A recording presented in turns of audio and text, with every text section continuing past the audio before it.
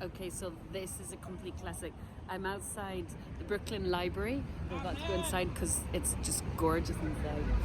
A lot of people are singing on the way to work. It's the day before Thanksgiving. I'm going to jump on a train later on to go hang out with my sister for Thanksgiving, because it's a nice tradition. I do Thanksgiving in America and then Christmas in Britain. I know where all the food is at. Anyway, just a brief one about learning. Such a cliche, but learning is earning. And I definitely found that over the last 10 years, I read kind of 3-4 books a week, every single week, which means I learn and read tons and tons and tons of books. They're kind of singing. Kind of. I just read loads and loads of books about business, about property, about growth, about development. So what it means is, although I'm not like going, right, here's my course, tick, tick, tick, it means that knowledge is kind of seeping into my brain, and then I deliver on certain parts of the knowledge that I think are really useful.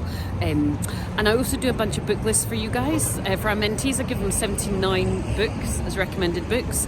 And then on our YouTube channel, if you have a look at our playlist, there's actually a book review playlist. So enjoy that, because those are the primary books that I found really, really useful. Obviously Rich Dad Poor Dad, and then for me in the chaos of running my business in the early days, what I found really beneficial was actually Stephen Covey, The 7 Habits of Highly Effective People. I went back to that as a Bible for running a business non-stop, because it gave me some clarity when things were really, I don't know if I want to say tough, but chaotic and busy and squashed and squeezed and washing machine like.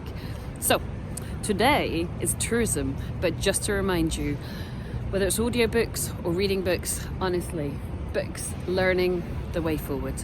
Good luck to you. Pop onto the playlist, which is all about my book reviews, and I'm going to go and enjoy the architecture. See you soon.